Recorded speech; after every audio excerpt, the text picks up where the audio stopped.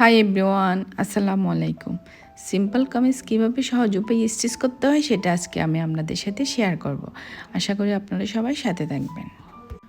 তো সেজন্য আমি এখানে একটা পিস পেপারে 3 ইঞ্চি চওড়া আর 7 ইঞ্চি লম্বা নিয়ে একটা ফ্রন্ট নেক ডিজাইন এঁকে নিচ্ছি। আপনারা দেখুন আমি কিভাবে ডিজাইনটা এঁকে নিচ্ছি। বিভিন্ন শেপের নেক ডিজাইনের ভিডিও আমার চ্যানেলে আপলোড করা আছে। আমি এর লিঙ্ক ডিসক্রিপশন বক্সে দিয়ে দিব, আপনারা দেখে নেবেন।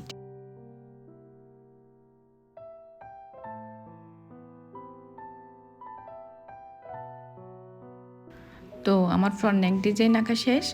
এখন আমি ব্যাক নেক ডিজাইন এঁকে নিচ্ছি। আমি এখানে 3 ইঞ্চি চওড়া আর 4 ইঞ্চি লম্বা নিয়ে ব্যাক নেক ডিজাইন এঁকে নিচ্ছি।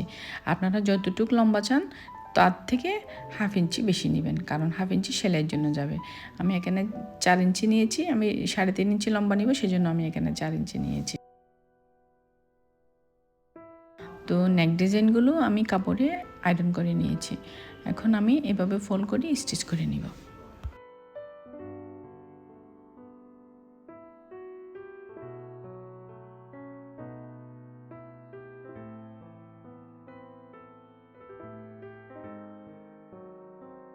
আমার ব্যাক নেক ডিজাইন স্টিচ করা শেষ। এখন আমি একইভাবে ফ্রন্ট নেক ডিজাইন স্টিচ করে নিচ্ছি। আর এই সিম্পল কামিজ কাটিংয়ের ভিডিও আমার চ্যানেলে আপলোড করা আছে, আপনারা দেখে নেবেন। আপনারা যারা নতুন আছেন তারা যদি আমার ভিডিওটি স্কিপ না করে স্টেপ বাই স্টেপ ফলো করেন, আমি আশা করছি আপনারা খুবই সহজে বুঝতে পারবেন।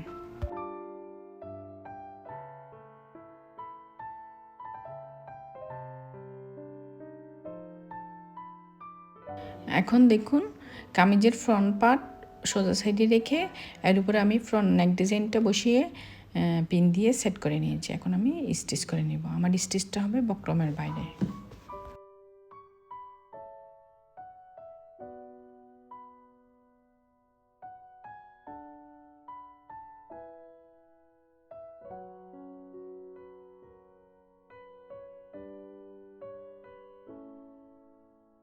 একইভাবে আমি ব্যাক নেক ডিজাইনেও কামিজের ব্যাক পার্টে অ্যাটাচ করে নিচ্ছি।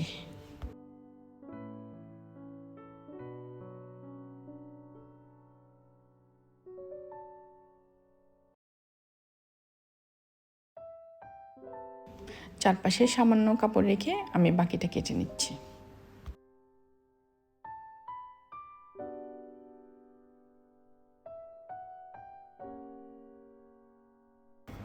এখন উল্টানোর সুবিধার জন্য আমি ছোট ছোট কাট বসিয়ে দিচ্ছি। তো ডিজাইনটা উল্টিয়ে আমি টপ স্টিচ দিয়ে নেব। আপনারা চাইলে আয়রনও করে নিতে পারেন। একইভাবে আমি ব্যাক পার্ট রেডি করে নিয়েছি। এখন আমি শোল্ডার অ্যাটাচ করব। প্রথমে ব্যাক পার্ট সোজা সাইডে রেখে এর উপরে ফ্রন্ট পার্ট উল্টো সাইডে রেখে আমি কিভাবে শোল্ডার জয়েন করতেছি আপনারা দেখুন।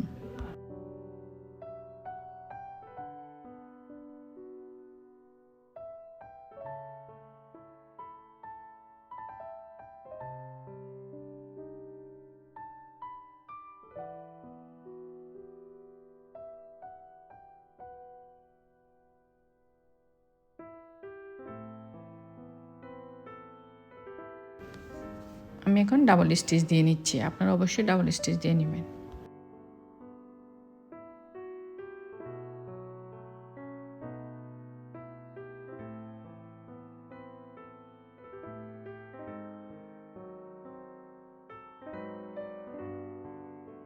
তো আমার শোল্ডার জয়েন করা শেষ। এখন দেখুন কিভাবে আমি উল্টিয়ে নিচ্ছি। এখন আমি স্লিপ জয়েন করব। সেজন্য স্লিপসের ফ্রন্ট পার্ট আর কামিজের ফ্রন্ট পার্ট সেট করে মিডল বরাবর পিন দিয়ে সিকিউর করে নিব, ঠিক আছে?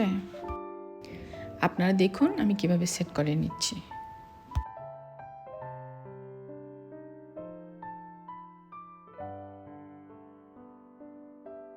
এখন আমি এক পাশ থেকে স্টিচ করে নিচ্ছি। আপনাদের যদি এক পাশ থেকে স্টিচ করতে সমস্যা হয় তাহলে আপনারা মিডল পয়েন্ট থেকে স্টিচ করে নেবেন, ঠিক আছে? স্টিচিংয়ের শুরুতে আর শেষে অবশ্যই লক স্টিচ দিয়ে নেবেন।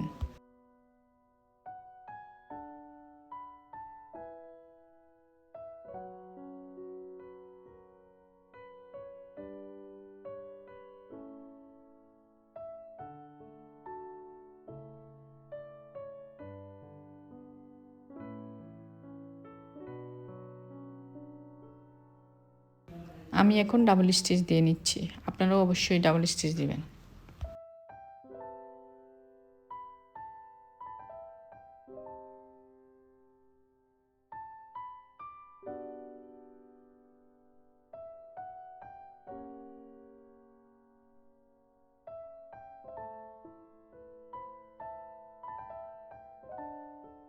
তো একইভাবে আমি অপর পার্টও স্টিচ করে নিয়েছি। এখন আমি ফিটিংয়ের স্টিচ দিব। তো সেজন্য আমার হাতার রাউন্ড হচ্ছে 5.5 ইঞ্চি। আমি 5.5 ইঞ্চিতে মার্ক করে স্টিচ করে নিব।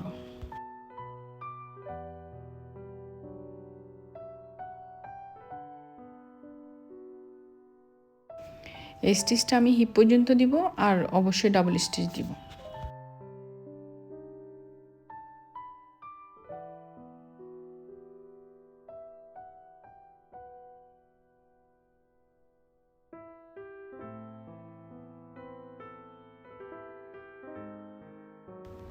দেখুন আমি ডাবল স্টিচ দিয়ে নিচ্ছি, আর এই স্টিচটা আমি 1/2 ইঞ্চি বাহিরে দিচ্ছি।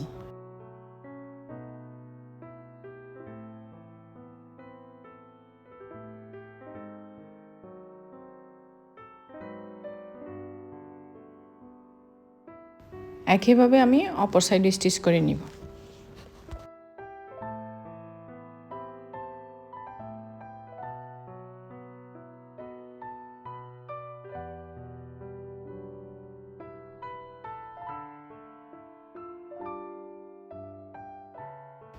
তো দেখুন আমি দুই সাইডেই ফিটিংয়ের স্টিচ দিয়ে নিয়েছি।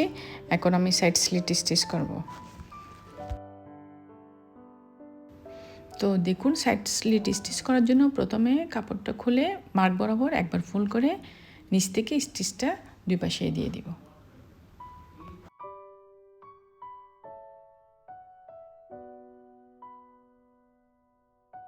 আমি খুবই সহজ উপায়ে আপনাদেরকে সাইড স্লিট স্টিচ করে দেখাচ্ছি, আপনারা ভালো করে খেয়াল করুন।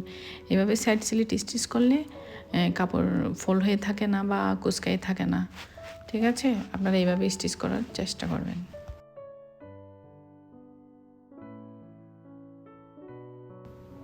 আপনারা একবার এইভাবে সাইড স্লিট স্টিচ করে দেখবেন, যদি ভালো হয় আমাকে অবশ্যই কমেন্টে জানাবেন। যদি পাশে 1 ইঞ্চি থেকে বেশি কাপড়ও রাখেন, এভাবে সাইড স্লিট স্টিচ করলে ফোল্ড করতে কোনো প্রবলেম হয় না।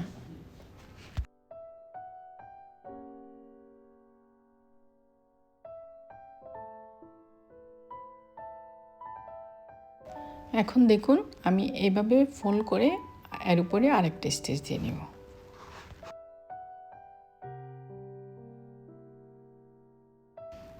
আপনারা ভালো করে খেয়াল করুন আমি কীভাবে স্টিচ করতেছি।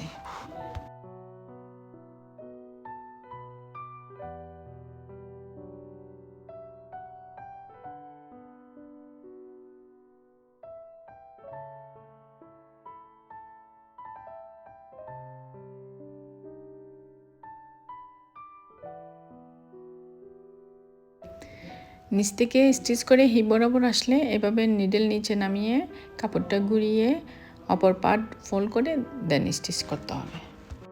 আর এই স্টিচটা অবশ্যই হিপ থেকে 1 ইঞ্চি উপরে হবে।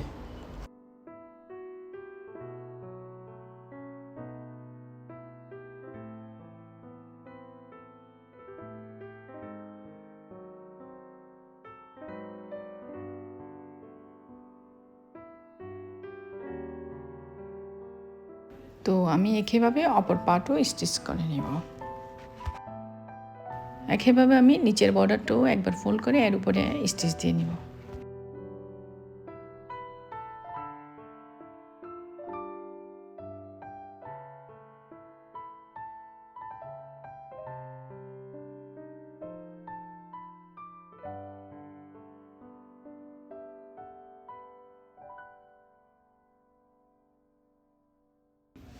তো এরপর ফোল্ড করে আরেকটা স্টিচ দিয়ে নিব।